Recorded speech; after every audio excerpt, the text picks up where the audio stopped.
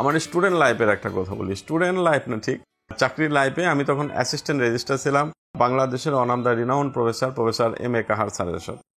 তো স্যারের এলাকার একটা পেশেন্ট আসছে, ইয়াং পেশেন্ট, 30 ইয়ার্স হবে হয়তো। তো রুগীটা আসছে স্যারকে দেখাতে। তো স্যার আমাকে বলছেন যে তুমি রুগীটা এক্সামিনেশন করো। স্যার যখন বলেছেন যে রুগীটা তুমি এক্সামিনেশন করো, তখন তো আমার ভয়ে কাজ শেষ। কারণ আপনারা স্যার সম্বন্ধে যারা জানেন তারা জানেন যে স্যার কেমন। পরে রুগীটাকে আমি একদম মেথডিক্যালি বেডে শোয়ালাম। শোয়ানোর পরে তারপরে ওনার আমি আগে প্রথমে জেনারেল এক্সামিনেশন করলাম। মাইল্ডলি অ্যানিমিক ছাড়া ওনার জেনারেল এক্সামিনেশন আমি কিছু পাই নাই। তারপরে রেসপিরেটরি সিস্টেম আসার বুকের এক্সামিনেশন করলাম, পেটের এক্সামিনেশন করলাম, তারপরে পায়ের এক্সামিনেশন করলাম, নিউরোলজিক্যাল এক্সামিনেশন করলাম। কোথাও তেমন কিছু পাচ্ছি না। হার্টের এক্সামিনেশন করলাম, তারপরেও ক্লিনিক্যালি কিছু পাচ্ছি না।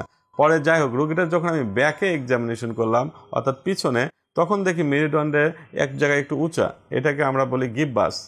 তখন আমি স্যারকে বললাম যে sir all examination R normal, just a গিববাস present. Sir বললো এটা হচ্ছে স্পাইন টিবি, অর্থাৎ তার মেরুদণ্ডের টিবি হয়েছে, রুগীটা ভর্তি দিয়ে দাও, আমরা ইভ্যালুয়েশন করে রুগীটাকে চিকিৎসা দেবো। অর্থাৎ আপনি একটা রুগী যদি ভালো করে দেখেন, আপনি কিন্তু ক্লিনিক্যালি রোগীটার ডায়াগনোসিস করতে পারেন। ধন্যবাদ, ভালো থাকবেন।